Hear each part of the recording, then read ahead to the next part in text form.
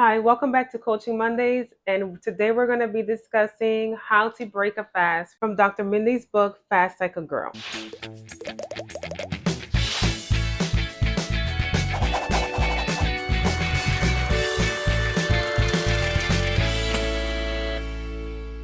If you haven't done so yet, make sure you like and subscribe for recipes and reviews in New York City and around the world. So if you have the book, you can follow along with me.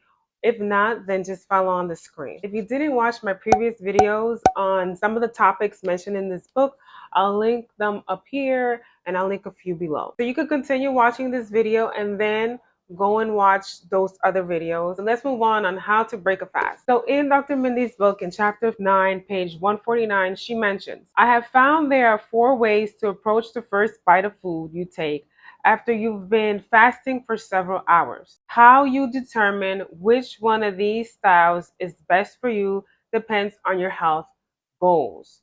So remember, that's one of the pillars that we discussed last week. The first pillar is identifying your goals, right? So you have to know that before you start fasting. She gives you some examples of why you would want to begin fasting. And the first one she mentions is to reset your microbiome. One of my favorite meals to break a fast with is half an avocado, a cup of sauerkraut sprinkled with pumpkin seeds and drizzled with flaxseed oil, hitting all the necessary components to grow good bacteria. One of your goals might be to reset your microbiome. Foods to break your fast with that support your microbiome would be, she gives you some examples, and I'm not going to give you all of them. She mentions fermented yogurts, including coconut and dairy varieties, kombucha, and probiotic rich protein powders. She gives you a list of that.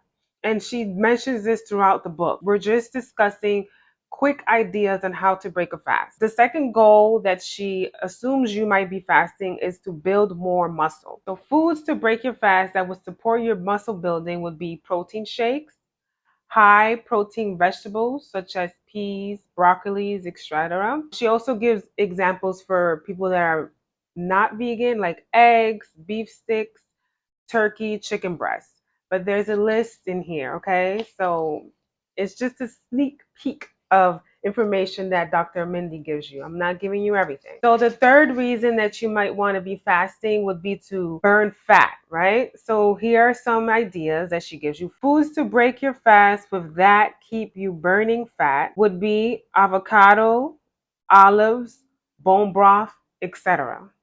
Okay. So in this book, she gives you a lot of options. She gives you food examples for estrogen, but you have to get the book to get the details. So I'm going to go into something about fasting that I had no idea.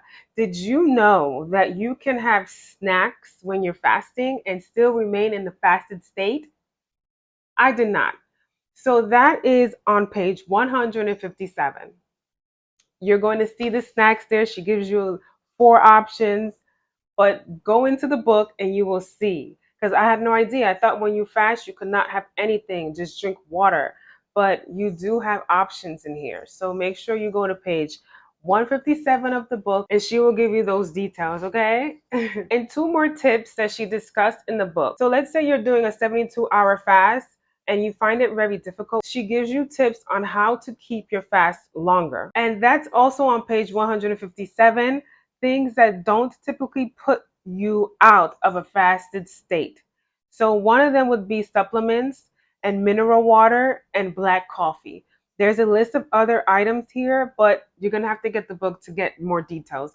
But those are the 3 items that I do currently use. I do drink a lot of mineral water when I'm fasting. And I'm not a coffee drinker, but my boyfriend is. So sometimes I might decide, you know what, I'm going to have a cup of coffee today because I know I'm fasting, and that keeps me in a longer fasted state because throughout the day I can just drink my mineral water. But she goes on to discuss about your blood sugar levels and details about some things might spike your blood sugar levels that might not spike my blood sugar levels. So that's information also in the book. So the next topic that I'm going to discuss, which will be the last one, is things that can bring you out of the fasted state.